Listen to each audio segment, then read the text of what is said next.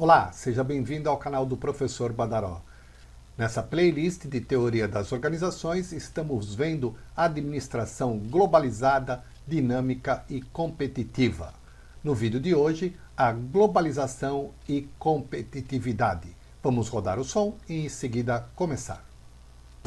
Ei, teste, som, laser digital, double deck system, sensacional, uau, show.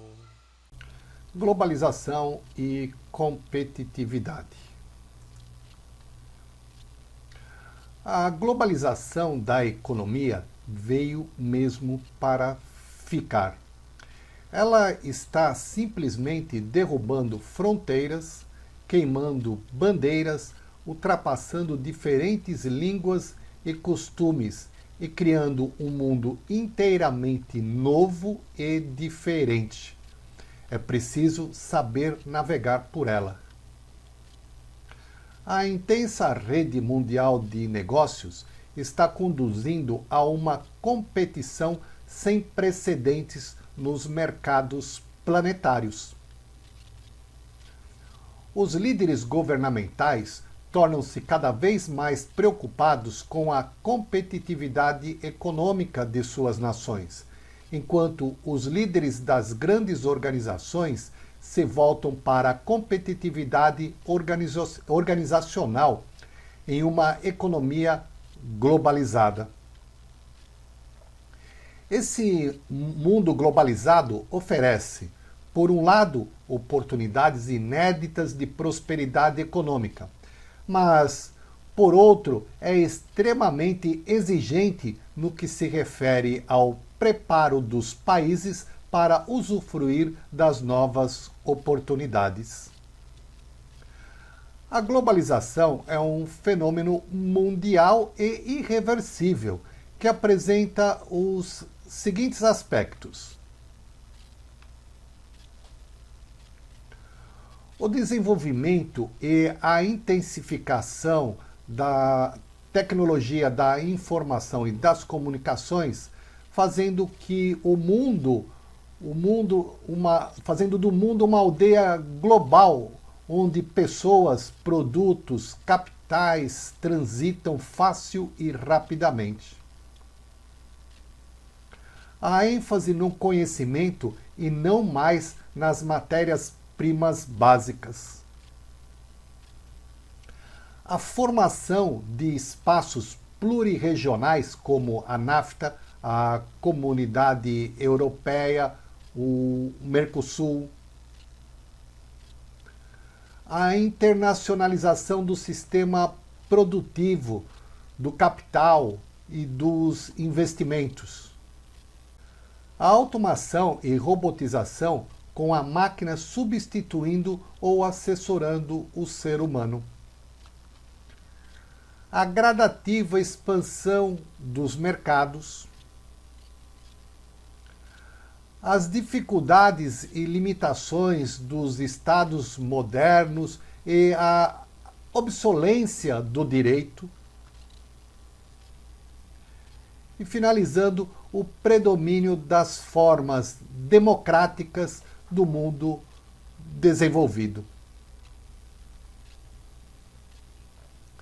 Na globalização, as relações econômicas ultrapassam os controles e as barreiras dos países em uma incessante procura de produzir melhor a um custo menor.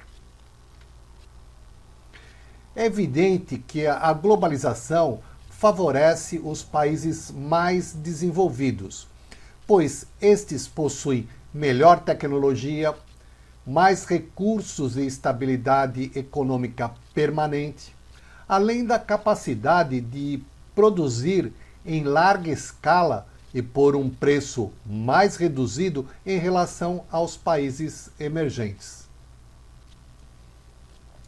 Porém, os desenvolvidos padecem de um custo de mão de obra mais elevado e de uma estrutura de Estado voltada ao bem-estar social, mais onerosa que as dos países emergentes, embora mais eficaz e mantenedora do mercado interno.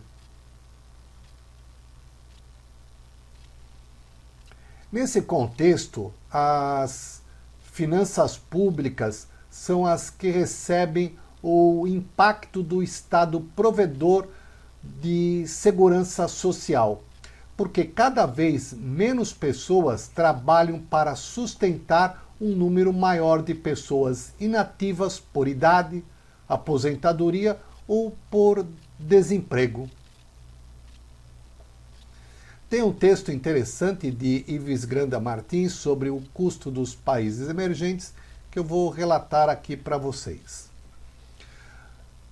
Nos países emergentes, a precária estabilidade econômica sem inflação, com reflexos negativos na balança econômica, de política monetária recessiva, um parque industrial menos habitado a enfrentar a tecnologia externa, quando não obsoleto, fazem com que a vantagem de mão de obra mais barata se dilua face aos demais fatores concorrentes negativos.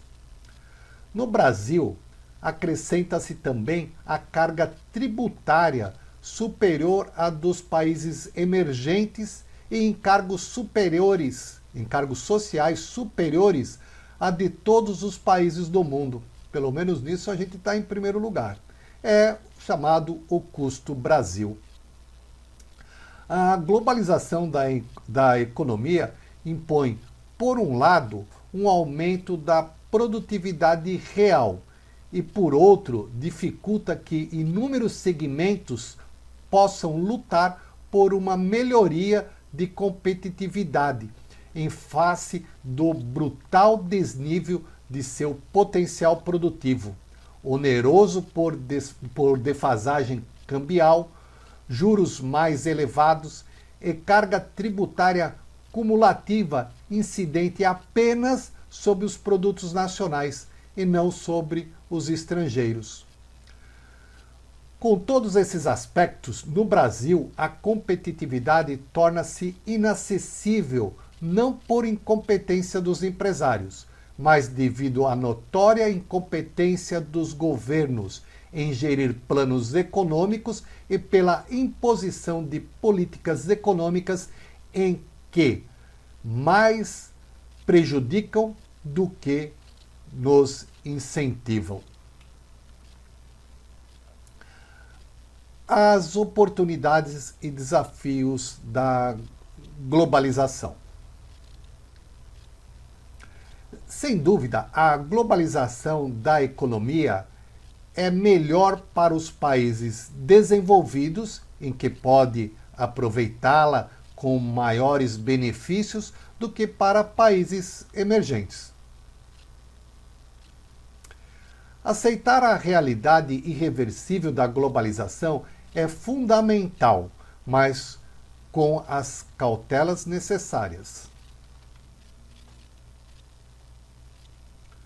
O maior desafio atual para o mundo todo é criar um sistema que, além de maximizar o crescimento global, seja mais equitativo e capaz de integrar as potências econômicas emergentes, assim como assistir os esforços dos países marginalizados para se beneficiarem da expansão econômica mundial. Sobretudo, reduzir o enorme hiato existente entre países ricos e países pobres. Estágios do processo de globalização. As empresas podem participar na área internacional em uma variedade de níveis.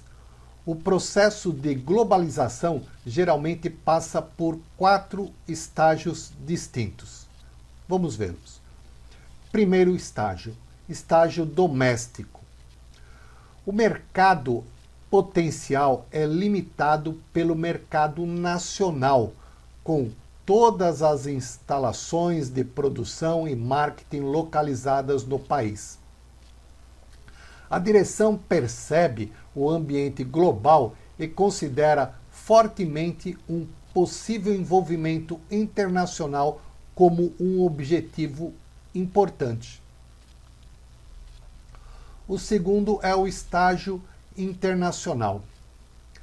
As exportações aumentam e a empresa geralmente adota uma abordagem multidoméstica, quase sempre utilizando uma divisão específica para lidar com o marketing internacional em vários países individualmente, como por exemplo a Taipu Binacional, que nós temos lá no sul do nosso país. 3. Estágio multinacional. A empresa tem instalações de produção e marketing localizadas em vários países, com mais de 1/3 de suas vendas fora do país. Há um país onde se centraliza a administração e muitas vezes opta-se por uma abordagem binacional, com duas empresas pares em países separados, mantendo o controle de suas operações. Unilever e o grupo Royal Dutch Shell são exemplos de empresas baseadas na Holanda e na Inglaterra simultaneamente. O estágio global. Quarto estágio, estágio global. São as corporações internacionais que ultrapassam a centralização em um determinado país e operam de maneira global. Vendem e compram recursos em qualquer país que ofereça as melhores oportunidades e o mais baixo custo. Nesse estágio, a propriedade, os controles e a administração de topo tende a ser disperso entre várias nacionalidades, como a Zea Brown Boveri, a ABB. O número de empresas sem país e sem nacionalidade está aumentando, enquanto as barreiras nacionais estão sendo derrubadas. Empresas globais requerem executivos globais. Seus administradores precisam conhecer pelo menos 2 línguas e possuir experiência internacional. Bem, de estágios do processo de globalização, era isso que eu tinha para falar com vocês. Te vejo no próximo vídeo falando sobre os meios de internacionalizar as organizações. Tchau, se cuida!